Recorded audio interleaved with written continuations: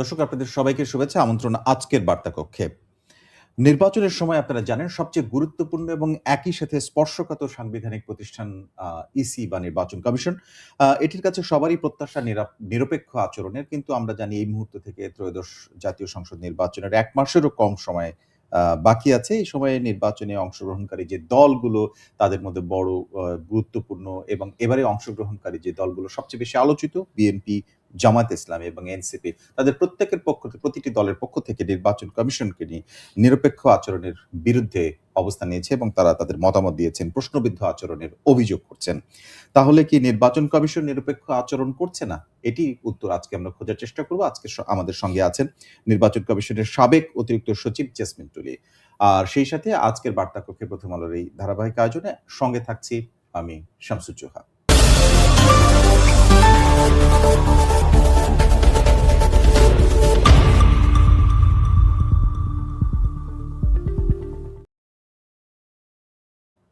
নির্বাচন কমিশন কি নিরপেক্ষ আচরণ করছে না? এই উত্তর জানার চেষ্টা করব। অতিথির কাছে সরাসরি চলে যাচ্ছে। আমাদের আজকের অতিথি জেসমিন টুলি আপা, আপনাকে স্বাগত। আ আপনি নির্বাচন কমিশনে সাবেক অতিরিক্ত সচিব হিসেবে কাজ করেছেন, ছিলেন একসময়। তো এর যে ভেতরের মেকানিজম সেটা আপনি জানেন। হয়তো বাইরে থেকে অন্যরকম দেখায়। কিন্তু এখন আমরা দেখছি এই মুহূর্তে মাত্র ১ মাস সময়ও নাই। এই সময়ে কয়েকদিন দেরি আছে নির্বাচনে। এই সময়ে আ প্রধান দলগুলো পর্যন্ত অভিযোগ করছে। এটি আসলে কিসের লক্ষণ? আপনাকে একটি উদাহরণ দেই। মির্জা ফখরুল ইসলাম আজকে কিছুক্ষণ আগে বলেছেন যে, নির্বাচন কমিশন তাদের কাজের মধ্য দিয়ে প্রশ্নবিদ্ধ আচরণ করছে। বিশেষত পোস্টাল ব্যালটের বিষয়টি এখনো সমাধান হয়নি। আপনিও তাই মনে করেন কিনা? আসলেই এটি আসলে প্রশ্নবিদ্ধ আচরণ কিনা? আপনাকে অনেক ধন্যবাদ। জি। আসলে ইলেকশন কমিশন যেটা পোস্টাল ব্যালটে এবার বিশাল অঙ্ক, জি। অনেক বড় প্রবাসীদের জন্য করেছে। এর আগে এটা ছিল না। তাই পোস্টাল ব্যালটের যে ফর্মুলাটা তারা অ্যাপ্লাই করেছে, যেটাই করুক না কেন, সেটা তাদের বিধিমালাতে সুস্পষ্টভাবে যদি লিপিবদ্ধ থাকতো এবং ঠিক সেই অনুযায়ী যদি কাজগুলো করে যেত, যে আইনে এটা বলেছে পোস্টাল ব্যালটটা এরকম হবে, এরকমই হচ্ছে। মেনলি তো তারা বিএনপির অভিযোগ যে তারা যে প্রতীকগুলো দিছে, প্রতীকে বিএনপির ধানের শীষের যে অবস্থানটা সেটা মাঝামাঝি পজিশনে এবং ভাঁজ করলে সেটা দেখা যাচ্ছে না। সেই তুলনায় অন্য দলগুলোর যেগুলো তাদের প্রতিপক্ষ তাদের দেখা যায় একদম প্রথম লাইনে। তা এটা যে ফর্মুলা অ্যাপ্লাই করেছে আমার জানা নাই। যে ইলেকশন কমিশনের ব্যাখ্যায় দেখেছি আমি যে তারা বলছে যে তাদের প্রতীক যেভাবে দেওয়া আছে ঠিক তা। এমনি ব্যালট পেপারটা করা হয় আসলে বাংলা ভাষার ক্রম অনুসারে সাজানো হয়। যদি প্রথমটা একই হয় বর্ণটা, তাহলে পরের অক্ষরটাকে নিয়ে ধরা হয়, এইভাবে জিনিসটাকে সাজানো হয়, মানে বর্ণানুক্রমিক যেটিকে বলা হয়। জি জি জি। মানে এটা ব্যালট, আর ব্যালটে সাধারণত থাকে কি প্রার্থীর নাম থাকে, নামটাকে। কিন্তু এবার যেহেতু পোস্টাল ব্যালটটা বিদেশে পাঠাতে হবে জন্য অনেক আগে এই প্রতিদ্বন্দ্বী প্রার্থীর তালিকা চূড়ান্ত হওয়ার আগেই পোস্টাল ব্যালটটা প্রিন্ট করে বিদেশে পাঠানো হয়েছে। তখন তো জানা ছিল না কোন দল কতজন প্রার্থী দিচ্ছে। সেজন্য ইলেকশন কমিশন যেটা হচ্ছে যে প্রতীকের তালিকাটা তাদের কাছে আছে মূলত সেটা দিয়ে তারা ব্যালট করেছে। কিন্তু এইটা করার সময় আমি অনেকেরই শুনেছি যে লেফট টু রাইটে যাওয়ার কথা ছিল, আপেল বা আনারস এইভাবে লেফট টু রাইটে যাও, কিন্তু দেখা যাচ্ছে যে উপর থেকে নিচের দিকে এসছে। এই করে ভাবে সাজানোর ফলে দেখা যাচ্ছে যে বিএনপির অবস্থানটা ব্যালটে এরকম। তো এটা একটা যে কোনো দলই এটা অবজেকশন দিবে স্বাভাবিকভাবে, যেহেতু তার প্রতিপক্ষগুলো দেখা যাচ্ছে যে শুরুতে। তাই ইলেকশন কমিশন যদি এটা আইনে একটা ব্যাকআপ থাকতো যে আইনে ছিল এইভাবে, আমরা ঠিক এইভাবে করেছি, তাহলে ইলেকশন কমিশন সম্বন্ধে যে অভিযোগটা আসছে সেটা করার সুযোগটা থাকতো না। কিন্তু আমি এরকম আইনে তার যেভাবে ব্যালট সাজাবে সেইভাবে কোথাও দেখিনি তারা আদতে কোনো বিধিমালা বা আইনের মধ্যে ঠিক এটা করেছিল কিনা। আবার এখন যেটা বলছে যে না, দেশের মধ্যে যে পোস্টাল ব্যালটগুলো সেগুলোর ক্ষেত্রে তারা ওই যে প্রার্থীর নাম টাম দিই, কিন্তু আমার কাছে মনে হয় যে ব্যালট সবসময় একই ধরনের হওয়া উচিত, মানে দেশের বাইরে এবং দেশের ভেতরে আসলে আলাদা করে না। যেমন পোস্টাল ব্যালট মানে এটাই পোস্টাল ব্যালট, সে দেশের মধ্যেই হোক দেশের বাইরে হোক। তাই ইলেকশন কমিশনের যদি এই এক একটা যে দেশের মধ্যে এবং দেশের বাইরের জন্য কোনো প্রতিবন্ধকতা থাকে যে না আমাদেরও বিদেশে পাঠাতে অনেক সময় লাগবে, মাসখানেকের ঊর্ধ্বে বেশি সময় লাগবে, দেশের মধ্যে ওই সময়টা লাগবে না, সেই সব কিছু বিবেচনায় এনেই বিধিমালা করা উচিত ছিল। এখন নিজেরা সিদ্ধান্ত দিলে সেটা প্রশ্নবিদ্ধ হবেই, সেটা অভিযোগ তুলবেই। এবং আমাদের দেশে এমনি অভিযোগ তুলে সহজে যে পক্ষে গেলে অভিযোগ করে না, বিপক্ষে গেলে অভিযোগ করে, এটা খুব স্বাভাবিক, এটা করবেও তাই। কিন্তু এটার জন্য ইলেকশন কমিশনের আগাম ভাবা উচিত ছিল এবং এইভাবে এখন বিধিমালায় আপনি যেটি বললেন যে পক্ষে গেলে বা বিপক্ষে গেলে, এখন পর্যন্ত পক্ষে বিপক্ষের প্রসঙ্গটা এখনো আসেনি অ্যাকচুয়ালি, তাই না? আমরা যে ব্যাপারটা দেখেছি সেটা হচ্ছে যে ব্যালট পেপারের ছবিটা কোথায় আছে এবং বিএনপিটা প্রায়োরিটিতে নাই, এই বিষয়গুলো অভিযোগ এসেছে। কিন্তু আজকে আপনি জানেন যে ৩ টা ইস্যু নিয়ে আগারগাঁও ইসি কার্যালয়ের সামনে ছাত্রদল যে অবস্থান কর্মসূচি নিয়েছিল, তাদের দাবিগুলো আপনাকে পড়ে শোনাচ্ছি। তার একটি আপনি অলরেডি বলেছেন, সেটি হচ্ছে পোস্টাল ব্যালটে অনতিবিলম্বে নির্বাচন কমিশনের সমাধান করতে হবে। এটা হচ্ছে ১ম। দ্বিতীয় হচ্ছে বিশেষ একটি রাজনৈতিক গোষ্ঠীর চাপে দায়িত্বশীল এবং যৌক্তিক সিদ্ধান্তের পরিবর্তে নির্বাচন কমিশন হঠকারী এবং অদূরদর্শী সিদ্ধান্ত গ্রহণ করছে। এটি স্বাধীন নির্বাচন কমিশনের পেশাদারত্বকে প্রশ্নবিদ্ধ করছে, এটি তাদের প্রশ্ন। আরেকটি হচ্ছে শাহজালাল বিজ্ঞান প্রযুক্তি বিশ্ববিদ্যালয় ইসি যে সিদ্ধান্ত নিয়েছিল সেটি একটি গোষ্ঠীর রাজনৈতিক গোষ্ঠীর চাপে। এখানেও এবং বিশেষ করে দ্বিতীয় ইস্যুটাতেও একটি রাজনৈতিক বিশেষ দল, যখন বিএনপি এটি বলে তখন আমরা ধরে নিই এটি জামাত বা এনসিপি এটাকে বলছে। যখন জামাত এই ধরনের অভিযোগ করে তখন আমরা ধরে নিই যে এটা বিএনপির বিরুদ্ধে করছে। এখন এভাবে অনুমান করা যায়। তো এটি আসলে এই একটি গোষ্ঠীর চাপে অদূরদর্শী সিদ্ধান্ত আপনি চোখে পড়েছে কিছু এরকম? সিদ্ধান্তটা যদি স্পেসিফিক বলতো যে এই হ্যাঁ, সিদ্ধান্তটা জি। নিত, তাহলে কমিশনের জন্য ভালো হতো এবং বলা সুবিধা হতো। কিন্তু হুম, যেহেতু তারা সুনির্দিষ্ট বলেনি, জি, ইলেকশন কমিশনে তো অনেকগুলো কাজ থাকে, যেমন এখন দৃশ্যমান হয়েছে যে ব্যালট পেপারটা, পোস্টাল ব্যালট যেটা তারা করেছে সেটাতে হুম। সেটাতে সেটার পক্ষে তাদের একেবারে জোরালো যে যুক্তি থাকে সেটা এখনো তারা উপস্থাপন করেনি, যে এটা কেন এখানে এই অবস্থানটা হলো, জোরালো একটা তো ইলেকশন আমি কমিশনের যদি আপনাকে একটু যুক্তিতে। এভাবে সহযোগিতা করি, আ মাত্র কয়েকদিন আগে নজরুল ইসলাম খান বিএনপির আরেক নেতা। আমরা শুরুতে যে অভিযোগটার কথা বলছিলাম সেটি বলেছেন আ বিএনপির সেক্রেটারি, মহাসচিব হ্যাঁ, মির্জা ফখরুল ইসলাম মহাসচিব জি। আলমগীর তিনি বলেছেন। কিন্তু এইটি বলেছেন নজরুল ইসলাম খান, তিনি আরেকজন জ্যেষ্ঠ নেতা। তিনি বলছেন, "আচরণবিধি লঙ্ঘনের পরেও কমিশনের নীরবতা সুষ্ঠু নির্বাচনের পথে বাধা" এবং যে অভিযোগগুলো করেছে তার মধ্যে একটু স্পেসিফিক আছে যে একটি রাজনৈতিক দল, তারা তো দলের নাম বলবেন না। অর্থাৎ বিএনপি ছাড়া অন্য কোনো রাজনৈতিক দলের কথা বলছেন। বিশেষ এলাকায় যেয়ে দরিদ্র এবং কম শিক্ষিত ভোটারদের বাড়ি গিয়ে জাতীয় পরিচয়পত্রের ফটোকপি, মোবাইল নম্বর নিয়ে সেখানে বিকাশ নম্বর আছে কিনা এটা জেনে আসছে। এর মধ্য দিয়ে তথ্য সংগ্রহের বা ভুয়া এনআইডি তৈরি করে তাদেরকে জাল ভোট দেওয়ার ব্যবস্থা করে দিচ্ছে এবং বিকাশ টাকা দিয়ে তাদেরকে প্রলুব্ধ করছে। এই যে স্পেসিফিক, এটা তো একটা নির্দিষ্ট অভিযোগ করেছিল। অবশ্যই। এটা নজরুল ইসলাম খান। আ এই আপনার কি মনে হয় না যে এই কথাগুলোকে আসলে গুরুত্ব দেওয়া হয়নি জন্যই আজকে এটি এত বড় হচ্ছে? আসলে যখনই অভিযোগটা এসেছিল তাৎক্ষণিকভাবে ইলেকশন কমিশনের দেখা উচিত। এটা তো অনেক গুরুতর অভিযোগ। জি, এবং এটা যদি এখন থেকে এটা হয় বা যেকোনো সময় হোক হুম, নির্বাচনের কালীন সময়ে, তাহলে কিন্তু নির্বাচন নিরপেক্ষ, গ্রহণযোগ্যতা থাকবে না, তো হারায় হুম, যাবে। কারণ ইলেকশন কমিশনের কাছে যখন একজন দায়িত্বশীল ব্যক্তি জি, এত সুস্পষ্ট অভিযোগ করেছে, জি, ইলেকশন কমিশন তাৎক্ষণিকভাবে ইনকোয়ারি করে এটা পুরোপুরি মানে একদম উপর লেভেল থেকে হাই হুম, লেভেলে একটা ইনকোয়ারি করে এটা সত্যতা মিথ্যা, সত্য হলেও তাদের হুম, অ্যাকশনে যাওয়া কথা, মিথ্যা হলেও সেটা মানুষকে জানানো হুম, কথা। যদি না জানে খালি চুপ থাকে বা আমরা দেখব বলে ছেড়ে দেয়, হ্যাঁ আমরা দেখছি বা দেখব, এই ক্ষেত্রে তাহলে ইলেকশন কমিশনের জন্যে খুব ভালো দিন আসবে না। হুম, কারণ আমরা অতীতেও দেখেছি। জি। আপনি দেখুন যে এখানে যদি আপনাকে উল্লেখ করি, ইলেকশন কমিশনের পক্ষ থেকে আসলে যে কিছুই বলা হয়নি তা না। ইলেকশন কমিশনের তাদেরকে জিজ্ঞেস করা হয়েছিল সাংবাদিকদের যখন আ প্রশ্নোত্তর পর্ব চলছে, তখন সাংবাদিকদের প্রশ্নের জবাবে একজন ইসি নির্বাচন কমিশনার তিনি বলেছিলেন যে পোস্টাল ব্যালট নিয়ে তখন প্রশ্ন করা হয়েছিল। হুম। তিনি বলছিলেন যে কোনো ব্যত্যয় হলে ছাড় দেয়া হবে না। আসলে এই কথাটা কথার কথা থেকে গেছে কিনা? ছাড় দেয়া হবে না মানে এর অর্থ কি? না, কোনো ব্যত্যয় হয়েছে কিনা সেটা তো উনাদেরই হ্যাঁ, দায়িত্ব, উনাদেরই জি, বাস্তবায়ন করা। এটা তো অন্য কেউ করছে না। হুম, ইভেন উনার রিটার্নিং অফিসারও করেনি।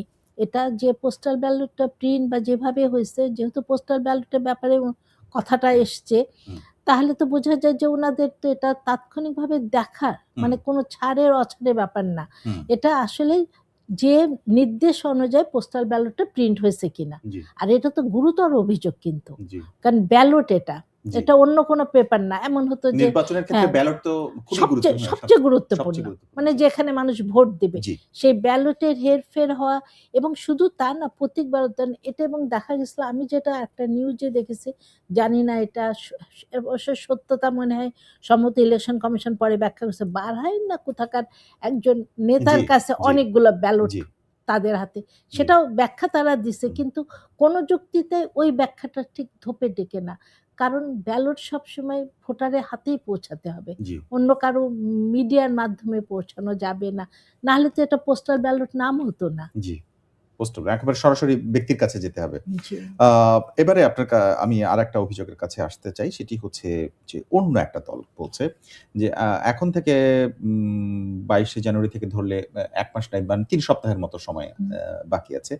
এর আগে নির্বাচন যে প্রচার মানে প্রার্থীরা যখন প্রার্থী হিসাবে প্রচারে যাবে, সেই প্রচারের ক্ষেত্রে সাধারণত কি হয় যে আ প্রার্থীরা খুবই ঢাক-ঢোল বাজিয়ে নানা রকম আ কৌশল করেন। কিন্তু প্রচারের ক্ষেত্রে বিধিমালা রয়েছে ২২ তারিখের আগে তারা প্রচারে যেতে পারছেন না। জি।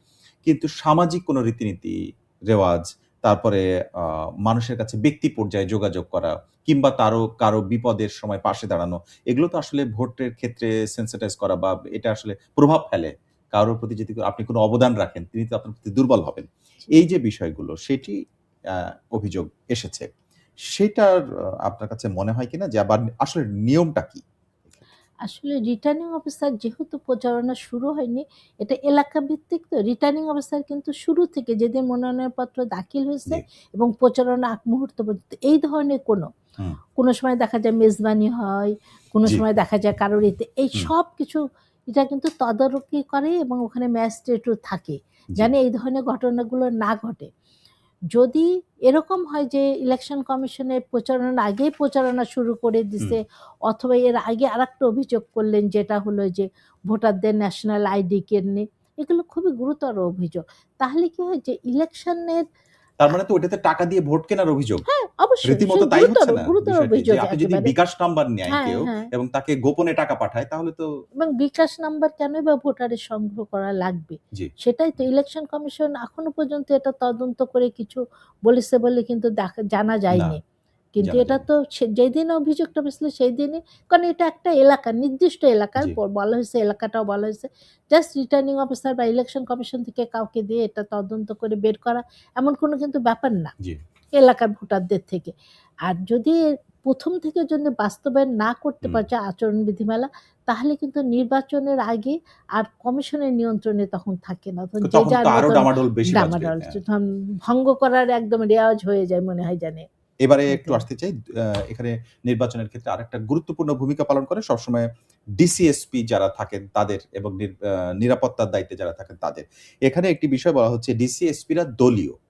অর্থাৎ কোর্ট ইন কোর্ট যেটা হচ্ছে দলীয় ডিসি, দলীয় এসপি এভাবে অভিযোগ করা হচ্ছে এবং এই অভিযোগটা করা হচ্ছে জামায়াত ইসলামের পক্ষ থেকে। কিন্তু আমরা এর আগে দেখেছি আমাদের এখানে অনেক অতিথি এসেছেন, অনেক বিশ্লেষক এসেছেন। যখন ডিসি-এসপির নিয়োগ বা নির্বাচনের আগে পরিবর্তন করা হবে তাদের জায়গাগুলো, তখন সেইটা ব্যালট সরি এটা হচ্ছে যে লটারির মাধ্যমে করা হবে সেটাতে জামাত এগ্রি করল। আবার জামাত অভিযোগ করছে জামাতের বিরুদ্ধে এই অভিযোগও আছে যে তাদেরই ডিসি-এসপি সবচেয়ে বেশি। আবার তারা এটাই অভিযোগ করছেন যে এই এসপিরা দলীয় তাদের আ অধীনে সুষ্ঠু নির্বাচন সম্ভব নয়।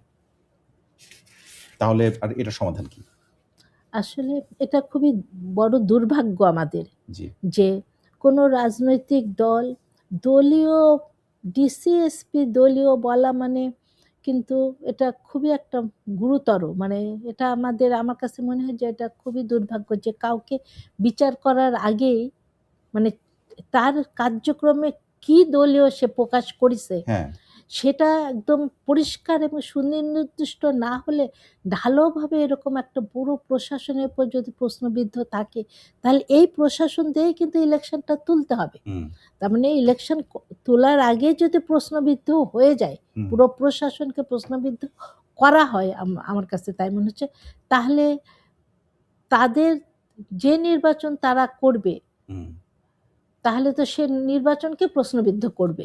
তাহলে কি সেজন্য মানে ব্যাপারটা এরকম দাঁড়াচ্ছে যে নির্বাচনকে প্রশ্নবিদ্ধ করার জন্য এই অভিযোগ তোলা হচ্ছে এবং তারা কিন্তু তাদের বিরুদ্ধেও আবার এই অভিযোগ আছে সেই দলটির বিরুদ্ধেই যে তাদের দলীয় এসপি এবং আসলে ডিসি কেন বেশি। প্রশাসনে তাদের বা এদের এরকম কেন ডিসিএসপি থাকবে? হুম, তারা তাদের কাজ করবে। কাজ দিয়ে যদি তারা প্রমাণ করে হুম, যে আমি আসলে কোনো দলকে সার্ভ করছি, সেক্ষেত্রে আমার বিরুদ্ধে অভিযোগ আসতে পারে। হুম, কিন্তু তাছাড়া এসপি ঢালাওভাবে। বা হুম, ঢালাও জামাতেরই বা কেন হবে? বিএনপিরই বা কেন হবে? হুম, কেউ যদি কোনো এরকম দলের সাথে এরকম আচরণ করে হুম, যে হ্যাঁ, আমি একদম দলীয় আচরণ করছি, অথবা কারোর পাওনা জিনিস সে দিচ্ছে না, হুম। অথচ কারো একটা দলের পক্ষে কাজ করছে, সেক্ষেত্রে এই অভিযোগগুলো টেকে। কিন্তু ঢালাওভাবে এই ধরনের অভিযোগ করে পুরো প্রশাসনকে প্রশ্নের মধ্যে ফেলে দিলে নির্বাচনটার গ্রহণযোগ্যতা নিয়েই ভবিষ্যতে প্রশ্ন দেখা দিবে আবার। আপনি জানেন বেশ কয়েকদিন আগে সালাউদ্দিন আহমেদ বিএনপির নেতা নিজেই আরেকটি অভিযোগ করেছিলেন এবং তার বক্তব্যের শিরোনাম সেই সংবাদটার শিরোনামই পড়ছে নির্বাচন কমিশন এবং একটি রাজনৈতিক দল। অর্থাৎ তিনি আসলে জামাতের বিরুদ্ধে করছে। এটা আসলে পাল্টাপাল্টি অভিযোগ কেবল বলার জন্য বলা নাকি এই অভিযোগগুলো তো আমলে নেওয়ার সুযোগ আছে? বা এই অভিযোগগুলো আসলে বড় প্রভাব ফেলবে কিনা শেষে নির্বাচনের ঠিক আগে এবং নির্বাচনের দিনে? কারণ এখানে পাল্টাপাল্টিই মনে হচ্ছে। ২ জনই অভিযোগ করছেন। আসলে ২ পক্ষই অভিযোগ করছে একটা চাপে রাখারও একটা কৌশল। আচ্ছা। এটা প্রশাসন এবং ইলেকশন কমিশনকে চাপে রাখারও হুম, একটা কৌশল, যে আমরা যে যতটা হুম, পারি হুম। ইলেকশন কমিশনকে চাপে রাখবে। এটা একটা কৌশল। আর আসলে এই অভিযোগগুলো ঠিক এইভাবে না বলে উনারা যদি সুনির্দিষ্ট করে বলতো, আচ্ছা। তাহলে পাল্টায় দেওয়া যায়। আপনি এসপিকেও পাল্টা দিতে পারেন, ডিসিকেও পাল্টা দিতে পারেন। ইলেকশন কমিশন সাংবিধানিক বডি, তাদের আচরণ নিশ্চয়ই এরকম হবে না কোনো দলের পক্ষে কাজ করবে না। যদি হয় তাহলে তাহলে সেটা নির্বাচন কেমন করে তারা পরিচালনা করবে? যদি আগেই কেউ বলে যে তারা আসলে অমুক দলকে সার্ভ করছে। এইজন্য আমার কাছে মনে হয় এগুলো একটা চাপের কৌশল। একটা জাস্ট নিজেদের অবস্থানটাকে শক্ত রাখার জন্য তারা এইগুলো চাপের কৌশল। আমার কাছে সিম্পল তাই মনে হয়। নাহলে সুনির্দিষ্ট অভিযোগ থাকলে বা করলে, হুম। সুনির্দিষ্ট অভিযোগ ইসির বিরুদ্ধে যদি অভিযোগ, তাহলে ইসি কি করেছে? হ্যাঁ, যেমন পোস্টাল ব্যালটে কথা বলেছে উনারা। সেটা একটা সুনির্দিষ্ট সু বিষয়। সু সুনির্দিষ্ট বা বিষয়। বিকাশ নম্বরের বিষয়টা সুনির্দিষ্ট। সুনির্দিষ্ট বিষয়। এইভাবে সুনির্দিষ্ট হলে না সবাই তাহলে বলতে পারে হ্যাঁ, আসলেই তো তাই। আচ্ছা, যে এটা এবারে একটু আসতে চাই। আমরা দুটো দলের বিষয় দেখলাম। এই দুটো দলের যে অবস্থান এবং তাদের যে অভিযোগ সেটা ইসিকে কেন্দ্র করে কিন্তু পাল্টাপাল্টি। সেটা হচ্ছে বিএনপি এবং জামায়াত ইসলামী। এককালে তারা একই সাথে নির্বাচন করেছে কিন্তু এখন তো প্রতিদ্বন্দ্বী এবারের নির্বাচনে। এবারে আসি এনসিপির বিষয়ে। তারা বলছে যে রোববার অর্থাৎ আপনি জানেন যে আজকে আপিল শুনানির শেষ দিন ছিল। এই দিনের জন্য তারা অপেক্ষা করছে। এর মধ্য দিয়ে তারা বুঝবেন আ যে নির্বাচন কমিশন নিরপেক্ষ আচরণ করে নাকি কোনো ফাঁকফোকর বের করে সেখানে মানে সুবিধা দেয়ার বা নেয়ার ব্যবস্থা থাকে। তাহলে এনসিপি অ্যাকশনে যাবে। এই কথা কে বলছেন? এনসিপির নির্বাচন পরিচালনা কমিটির যিনি প্রধান, তিনি সাবেক উপদেষ্টা আসিফ মাহমুদ সজীব ভুঁইয়া। আ এটাও কি চাপের জন্য মনে হয়? আসলে এটা খুব আমাদের জন্য খুবই দুর্ভাগ্য। একটা সাংবিধানিক প্রতিষ্ঠান যারা ইলেকশনটা পরিচালনা করছে, জি। তাদের কাজগুলো অবশ্যই নিরীক্ষিত হবে। অবশ্যই না। তাদের অবজার্ভ করে হুম, রাখতে হবে যে তাদের দ্বারা কোনো হুম। ধরনের এই ধরনের কাজ হচ্ছে না কেন। তার মানে যে দেখেন প্রত্যেকটা দলে আপনি বিচার করে দেখেন, বিএনপি অভিযোগ করলো, জামাতও করলো, এনসিপিও এনসিপির করলো, অভিযোগও ফেলে সবাই দিলেন। হুম, করলো। তাহলে বোঝা যায় যে সবারই যেহেতু অভিযোগ আছে, তার মানে উনারা নিরপেক্ষভাবে কাজ করছে হয়তোবা। হুম। আমি আমি ও ঠিক আচ্ছা উল্টো দিক থেকে আপনি ভাবছেন। হ্যাঁ, হ্যাঁ, ভাবছি যে হ্যাঁ। সবাই যখন তার বিরুদ্ধে বলছে, হচ্ছে। তাহলে তো সে ঠিক কাজ করছে। যার পক্ষে যাচ্ছে না সে বলছে হুম, কথাগুলো। কিন্তু এই এনসিপিরও বলা উচিত যে এ তারা যেহেতু আপিল পর্যন্ত নিষ্পত্তি, তার মানে আপিল প্রক্রিয়াটা দেখতে চাচ্ছে। দেখতে চাচ্ছে। হুম, যে হুম, কিন্তু ইলেকশন কমিশনের আপিল প্রক্রিয়াটা এমন, তারা কিন্তু আইনের বাইরে যেয়ে কিছুই করবে না। উম যেটা আপিল হয়, যে হুম, সমস্ত মনোনয়নপত্র, আমি ধরে নিলাম যে দ্বৈত নাগরিকের ব্যাপারে কোনো হুম, আপিল হইছে। যদি কোনো দ্বৈত নাগরিক তার নাগরিকত্ব সেটা পরিহার করে, মানে হুম, ও এটাকে বলব কি, সারেন্ডার করে হুম, হুম। যদি, বা আনুগত্য জি, থাকলে জি। আনুগত্যই করে, তাহলে কিন্তু তিনি বৈধ হবেন এবং সাংবিধানিক অনুযায়ী, সংবিধানের অনুচ্ছেদ 66 অনুযায়ী উনি বৈধ হবেন। এর আগে তো আমরা এটা দেখেছি যে অনেক প্রার্থীর প্রথমত বাতিল হলো, পরবর্তী যখনই আপিল শুনানি হলো তখন এবং এই হারটা অনেক বেশি। তাহলে হুম। প্রথম দিকে কি ইচ্ছে করেই একটু ছোটখাটো কারণেও বাদ দেওয়া হয়, পরবর্তীতে আপিলের মাধ্যমে এগুলো যাচাই-বাছাই হয়ে বেরিয়ে আসছে? ব্যাপারটা এরকম? বিশেষ করে আপনি যেটি প্রশ্ন তুললেন যে দ্বৈত নাগরিকের ক্ষেত্রে যদি দেশের বাইরে অন্য কোনো দেশের নাগরিক থাকে, এইটা যাচাই-বাছাইয়ের প্রক্রিয়া আসলে ইসির সক্ষমতা কি লেভেলের? এটা যেকোনো দেশের কাছ থেকে তারা জানতে পারেন কিনা সহজে না, এবং এটা দ্রুত?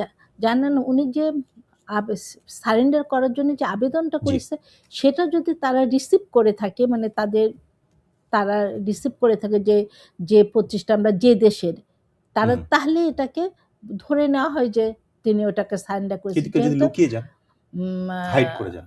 হাইড করে যান, মানে এটা হাইড করবে না, ইলেকশন কমিশন তো এটা দেখবে যে ওই যেখানে রিসিভ করাইছে সেটা সত্যতা আছে না, কিনা। কেউ যদি তার হ্যাঁ। দ্বৈত নাগরিকত্ব আছে কিন্তু দেশে প্রকাশ করলেন না এটা। আচ্ছা, অভিযোগ না পেলে তো আর ইলেকশন কমিশন ও আচ্ছা। জানতে পারবে না। হুম, কাউকে তো অভিযোগ করতে হবে। অভিযোগ করতে হবে। কারণ এই সমস্ত প্রার্থীর মধ্যে কে ঋণ খেলাপি, কে কি, ইলেকশন কমিশনের তো জানা পক্ষ না। ব্যাংক যদি বলে এর ঋণ খেলাপি, তাহলেই ইলেকশন কমিশন হুম, জানতে পারবে। কোনো কোনো সোর্স থেকে যদি ইলেকশন কমিশন জানে, সে প্রার্থী হতে পারে বা যেকোনো সোর্স থেকে, যেই ব্যক্তি দ্বৈত নাগরিকত্ব, তাহলেই ইলেকশন কমিশন সেটা নিয়ে কাজ করতে পারে। যে ওকে, তখন তার বাইরে তো তারা পারবে না আসলে। কারণ ওকে। তারা তো সবাইকে ব্যক্তিগতভাবে কেউ কাউকে চেনে না এখানে। জি।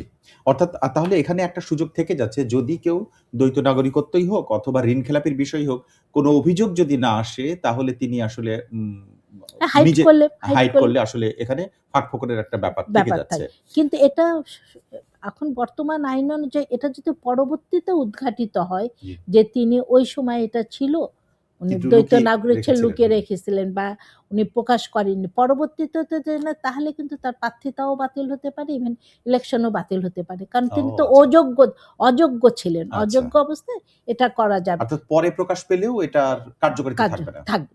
পরে প্রকাশ পেলে উনার এই যে উনি প্রার্থিতা বাতিল হয়ে যাবে। বাতিল হয়ে যাবে। ওকে। এবারে আসি যে এনসিপির যে বিষয়টি আমরা আলোচনা শুনছিলাম যে তারা বলছেন যে আপিল শুনানির দিন পর্যন্ত তারা পর্যবেক্ষণ করবেন এবং আপনি নির্বাচন কমিশনের সমস্ত আইনগুলো জানেন। ক্রিটিক্যালি অবজারভেশন যেটা অবজার্ভ করা মানে খুব নিবিড়ভাবে পর্যবেক্ষণ করলেও কি আপনার কাছে মনে হয় যে এরকম কোনো কিছু বেরিয়ে আসার সুযোগ আছে? যেটির মধ্য দিয়ে নির্বাচন কমিশনকে এই অভিযোগগুলো সত্য মনে হয় আপনার কাছে? আচ্ছা, প্রথমত যাচাই-বাছাই যেটা রিটার্নিং হুম, অফিসার করে, সেটা আসলে এটা হলো আধা বিচারিক একটা কার্যক্রম। হুম, আর বিচারিক কার্যক্রম তো আপনি জানেন, এটা হেরফের হতে পারে না। আমার বিচার হুম। আপনার বিচারের মধ্যে হেরফের হতেই পারে। তারপরে আসছে আপিল একটা স্টেজ, সেখানে সেটাও আরেকবার বিচারিক একটা কাজ। প্রক্রিয়া। হ্যাঁ। এরপরেও কেউ যদি ক্ষতিগ্রস্ত হয়, হুম, সংক্ষুব্ধ হয়, সে কিন্তু কোর্টেও যেতে পারে। আচ্ছা। সংক্ষুব্ধ হলে সে কোর্টেও যেতে পারে। ওকে। তার মানে এই ৩ টা ধাপ পার হয়ে তারপরেও যদি বলে যে এই কার্যক্রমটা ঠিক হচ্ছে না, হচ্ছে না। তাহলে তো মানে আর প্রত্যেকটা জিনিস আইনের সাথে। এটা হুম, কিন্তু যে কেউ দেখলে বুঝতে পারবে যে এটা গ্রহণ করা যায় কি যায় না। যেমন 1% হুম। এর ক্ষেত্রেও সেরকম যে ১০ টা নাম, এই ১০ টা নামের মধ্যে সঠিক হতে হবে। ঋণ খেলাপির তালিকার মধ্যে তার যদি নাম থাকে বাদ, মানে খুবই, মানে এটা জটিল কোনো প্রক্রিয়া না। কিন্তু হাইড করে গেলে মুশকিল হয়ে এনসিপির যায়। নির্বাচনী পরিচালনা কমিটির প্রধান আ তিনি এই অভিযোগ করছেন এবং এনসিপিকে অনেক, অনেক যারা বিশ্লেষক তারা বলেন, দাবি করেন যে এনসিপি হচ্ছে এই সরকারের সবচেয়ে অন্তর্বর্তী সরকারের প্রায়োরিটি পাওয়া একটি দল, গুরুত্বপূর্ণ তাদের কাছে। যেকোনো কারণেই হোক বা যেভাবেই তারা বলুক এরকম শোনা যায়। তারপরে আবার তারাই সমালোচনা করছে। এইটার কোনো অর্থ আছে কিনা? মানে কোনো হিডেন মিনিং আপনি পান না, কিনা? আসলে আমাদের দেখেন, আপনি কোন দলই তো আর বাদ নাই। হ্যাঁ, সব দলই। মানে ২ জোটেরই করল তার হ্যাঁ, মানে। হ্যাঁ। মানে কেউ অভিযোগ থেকে তো পিছাই নাই জি। সবাই। এনসিপিও আপিল কার্যক্রমটাকে উনারা পর্যবেক্ষণ করার পর তাদের হুম, মতামতটা দিবে, যেটা আসলেই। তার মানে বোঝা যাচ্ছে যে আমাদের এটা খুবই, দেখেন আগে বিএনপি এবং আওয়ামী লীগ ২ পক্ষই কিন্তু অভিযোগ করতেন হুম। এবং তারা যদি যে পক্ষ জিতে যায় তখন সেটা জি। সুষ্ঠু এবং নিরপেক্ষ হইছে, এবং আরেক পক্ষ ভালো ইলেকশনগুলোকেও কিন্তু প্রশ্নবিদ্ধ, যারা হেরে গেছে করেছে। তাই এটাকে আমি ঠিক এত জটিলভাবে দেখি না। আমি দেখি যে যদি ইলেকশন কমিশন তার আইনগত কাজ ঠিক মতন করে, তাহলে কারোর কিছু আসলে বললে খুব একটা হবে না। কিন্তু ইলেকশন কমিশনকে ব্যাখ্যা দিতে হবে অবশ্যই। যেমন পোস্টাল ব্যালটের ব্যাপারে হুম, বলা হইছে, তারপরে যে আরেকটা হলো যে বিকাশ হুম। নাম্বারিং, এগুলো খুবই সুনির্দিষ্ট। যদি কোনো সুনির্দিষ্ট এনসিপিরও থাকে হ্যাঁ। যে আপিল প্রক্রিয়া, যে এটা গ্রহণ করা যেত কিন্তু গ্রহণ করা হয়নি, বা এটা বাতিল করা যেত, বাতিল করা হুম। সুনির্দিষ্ট হলে তখন অবশ্যই এটা আমলে নেওয়া বিষয় থাকবে। এবারে আমরা একটু গণভোটের প্রসঙ্গে আসি। কারণ এবারে নির্বাচন তো শুধুই জাতীয় নির্বাচন, সংসদ নির্বাচন নয়, সাথে গণভোট আছে। প্রশ্ন যেটি উঠেছে সেটি হচ্ছে গণভোটের প্রচারে সরকার এসেছে। সরকারের বিভিন্ন কর্মকর্তারা প্রচারে যাচ্ছে। ইমাম সাহেবদের প্রচারণায় লাগানো হচ্ছে। নানাভাবে ইসি নিজে তো আয়োজক একটা নির্বাচনের। তো সরকারও তো আয়োজক, তাই না? সরকারের অধীনে নির্বাচন হচ্ছে। সরকারের আয়োজনে নির্বাচন হচ্ছে। তারা আসলে একটি পক্ষ হয়ে যাচ্ছে কিনা? আচ্ছা, এটা আসলে আমার কাছে খুব সিম্পল হিসাব মনে হয় না বিষয়টা। এই কারণে দেখেন এই শুরু থেকে সরকারকে কিন্তু ৩ টা কাজ করার জন্যে তারা বারবার বলছে মানুষকে। একটা হলো তারা বিচার কাজটাকে আগিয়ে নেবে, এটা তো কমপ্লিট করাটা বলা যায় না। আর দ্বিতীয় হলো সংস্কার করবে, হুম। তৃতীয় হলো নির্বাচন করবে। এই সংস্কারের সবকিছুর হোতাই কিন্তু সরকার, এবং তারাই কিন্তু দেখেন এটার পর শ্রম দেওয়া, এই কমিশনগুলো গঠন করা, সবকিছু মানে আমি মনে করি যে এটা তাদেরই ফসল। তাদেরই ফসল। এখন ঘরে তোলার সময় সে সেটাকে কিভাবে বলবে, কিভাবে জানবে? জি। তার মানে এর ব্যাখ্যা, ভালো দিক বলার সবকিছুই হলো এই সরকারের সরকারের অঙ্গীকারের মধ্যে পড়ে, সোজা হুম। কথা। যে আমি অঙ্গীকার দুটো ছিল। জায়গায় একটু স্পেসিফিক করি। যদি সরকারের তো সকল কর্মকর্তা নির্বাচনে অংশগ্রহণ করেন না। কিন্তু একটা বড় সংখ্যায় নির্বাচনে অংশগ্রহণ করে, নির্বাচনী প্রক্রিয়ার মধ্যে থাকেন। তো হুম। যে সমস্ত কর্মকর্তা, কর্মচারী বা অন্যরা এই নির্বাচন প্রক্রিয়ার মধ্যে থাকবেন, তারা কি আসলে এই প্রচারে থাকাটা আসলে নীতিগত বা আইনগত কোনো বাধা আছে আচ্ছা। কিনা? আরো একটা বিষয়, যেমন নির্বাচনী প্রচারের একটা সুনির্দিষ্ট ডেট থাকে, যে এর আগে প্রচার করা যায় না। একটা আইন বিরুদ্ধ ব্যাপার থাকে। কিন্তু হা না ভোটের ক্ষেত্রে সেটি তো আচ্ছা। আসলে দেখা যাচ্ছে না বা না, নাই। আসলে যখন গণভোটের আইনটা করা জি। হয়েছে, আইনটা করার মধ্যে এইগুলো সবই হলো স্পষ্ট হওয়া উচিত ছিল। হুম। যেহেতু ২ টা ইলেকশন একসাথে একসাথে হচ্ছে এবং রাইট। এই হ্যাঁ। অভিজ্ঞতা, হুম, তখন যদি বলে দিত যে আচরণ বিধিমালা মানে রাজনৈতিক দল এবং হুম, প্রার্থীর জন্য যে আচরণ বিধিমালা হুম। তা এই ক্ষেত্রে প্রযোজ্য হবে না। তার আচ্ছা। সময়সীমা হ্যাঁ। এইভাবে যদি আইনটা পরিষ্কার করত, স্পেসিফিক করা থাকতো। স্পেসিফিক থাকতো, তাহলে কিন্তু আজকে এই প্রশ্নগুলো ওঠার সুযোগ জি। থাকতো না। প্রথমে আপনি বলছেন যে মেশিনারিজ ইলেকশন করে হুম, হুম, তারা হা নার পক্ষে হুম, নৈতিক অবস্থানে থাকতে পারে হুম, কিনা। হুম, আচ্ছা, উম, সরকার আমাদের এই দায়িত্ব, এই যে রাষ্ট্রকে আগিয়ে নিয়ে যাওয়া বা এই যে সংস্কার করা, এগুলোর জন্য রাজনৈতিক দলগুলো কিন্তু দায়িত্ব নেয়নি। হুম। দেখেন, প্রথম মাঝপথে কিন্তু এই সরকার রাজনৈতিক দলের দিকে প্রস্তাবগুলো দিয়ে ঐকমত্য কমিশনের পর বলেছিল যে উনারাই ঠিক করুক। সেখানে তো তারপর বৈঠক করেছিলেন এবং তারা ৭-৮ মাস ধরে লম্বা না, বৈঠক চলেছে। তারপরে তো হয়নি। হয়নি, তারপরে হ্যাঁ। তো সরকার আবার দিল। আবার দিল। জি। তখন হুম, রাজনৈতিক দলগুলো সময় স্বল্পতা বলে আবার ব্যাক করলো হুম, সরকার। তখন সরকার মোটামুটি একটা দাঁড় করালো যে ওই ৪ টা প্রশ্ন দিয়ে হুম, গণভোটের এটা দাঁড় করালো। দেখেন, যদি আমাদের রাজনৈতিক দলগুলো সবাই যদি এটা, আমি তো কোনো দলকে এখন স্পষ্ট দেখিনি যে তারা এই প্রচারণায় নেমেছে যে হুম, গণভোটে হা হুম। পক্ষে দাও। এখনো কিন্তু নামেনি। তাহলে এই জিনিসটা আগায় নিয়ে যাবে কে? এনসিপি নেমেছে। এনসিপি, হ্যাঁ, হুম, এনসিপি হ্যাঁ, একটা এনসিপি পক্ষ। নেমেছে। কিন্তু কেউ তো নার পক্ষে প্রকাশ্যে নামেনি। না, নামেনি। যদি নার পক্ষে কেউ প্রকাশ্যে না থাকে তাহলে ধরেই নেওয়া যদি সবাই হার পক্ষে। হুম, তা সরকারের এটা সরকারের ফসল, সরকারেরই বেবি আমার কাছে মনে হয়েছে। আচ্ছা। কিন্তু তারপরে সরাসরি ভোটারকে হা বা না বলা যায় কিনা? হুম, আমি যেটা বুঝি যে আমি ভালো জিনিস বলে বলে যেতে পারি। কিন্তু তুমি এখানেই ভোট দাও, হাতেই হুম, দাও। এই জায়গাটা বলাটা আমার মনে হচ্ছে না ঠিক। এইখানটায় এসে ভালো হুম, ব্যাখ্যা করার পর থেমে যাওয়া। হুম। তারপরে ভোটারকে তুমি তোমার সিদ্ধান্ত কারণ এখানে অনুযায়ী দাও। ব্যালটে তো দুটো জিনিসই আছে। হাতেও হাত, একেকজন ভোটার তিনি তো হ্যাঁ, দুটো জায়গায় ভোট দিতে পারেন। হ্যাঁ, হাতে হ্যাঁ, দিতে পারেন, নাও নাতে দিতে দিতে পারে। পারেন, তাই তো? হ্যাঁ, আবার তাহলে আমি আসলে সরকার ব্যাখ্যা করতে পারে যে হাতে কি ভালো হতে পারে। হ্যাঁ, ভালো হতে কিন্তু পারে। তুমি হাতেই দিবে এই সেটা সেটা বলে দিতে পারে না। হ্যাঁ। কোন ভোটারকে এটা বলে দিতে পারা যায় না যে তুমি কোথায় দিবা। এবারে একটু প্রশ্নটা যদি আরেকটু স্পেসিফিক করি আমি আপনার কাছে যে আ প্রচারণার সময়ে যাদেরকে, যে সমস্ত সরকারি কর্মকর্তা বা কর্মচারী বা উম ইমামদেরকে কিংবা ব্যাংক কর্মকর্তাদের ক্ষেত্রেও সরকারি বেসরকারি বিভিন্নদেরকে বলা হচ্ছে। তারা পেশাগত কারণে তাদেরকে যদি চিঠি দিয়ে জানানো হয় যে তারা হায়ের পক্ষে প্রচারণা করবেন। কিন্তু তিনি ব্যক্তিগতভাবে যদি নায়ের পক্ষে হয়ে থাকেন তাহলে তার আসলে নৈতিক অবস্থানে একটা পেশার জন্য তার উপর চাপিয়ে দেয়া হচ্ছে কিনা? মানে ভোটের ব্যাপারটা স্বতঃস্ফূর্ত হওয়া উচিত নাকি চাপিয়ে দেওয়ার প্রক্রিয়ার মধ্যে থাকা উচিত? কোন অবস্থাতে তো চাপানো যায় না। ভালো মন্দ আপনার কাছে জি, ভালো হলে আমার কাছে মন্দ জি। হতে পারে। আমি সবগুলোতে একমত নাও হতে পারি, আমি নাও হুম, দিতে হুম, পারি। সেজন্য চাপিয়ে দেওয়া তো যাবেই না। কিন্তু হলো আমার কাছে মনে হচ্ছে সরকার ওইখানে থেকে এবং কোনো সরকারি কর্মকর্তাকে তার অফিসের দাপ্তরিক এক জিনিস হুম, যে হুম, দাপ্তরিক হুম, তারা সরকার যে পলিসি দিবে হয়তো জি। তারা। তারপরে যারা সরাসরি রিটার্নিং অফিসার মানে সরাসরি নির্বাচনের সাথে জড়িত আছে তাদের এভয়েড করাটাই ভালো ছিল। এটা কারণ আমরা জানি না আসলে হা না সাথে, সাথে যদি আবার অন্য আরেকটা প্রচারণা কেউ করে, হুম, তখন তো সেটা আবার আরেকটা বড় প্রশ্নের দেখা দিবে আমাদের। হুম, যে ইলেকশন এমনি তো সরকারি কর্মকর্তাদের জি, বিরুদ্ধে অভিযোগ আছে। জি। সেজন্য সরকারকেও খুবই সতর্ক হয়ে এই প্রচারণা চালানো উচিত যে আসলে কিন্তু যে ভবিষ্যতে যেভাবে আমার শেষ প্রশ্ন এটি একেবারে সংক্ষেপে যদি একটু জানতে চাইবো যে শেষ প্রশ্নতে যে আপনি যেটা বললেন যে চাপিয়ে দেওয়া কখনোই হওয়া উচিত না। কিছুটা সরকার চাপিয়ে দিচ্ছে বলে মনে হচ্ছে কিনা আপনার কাছে?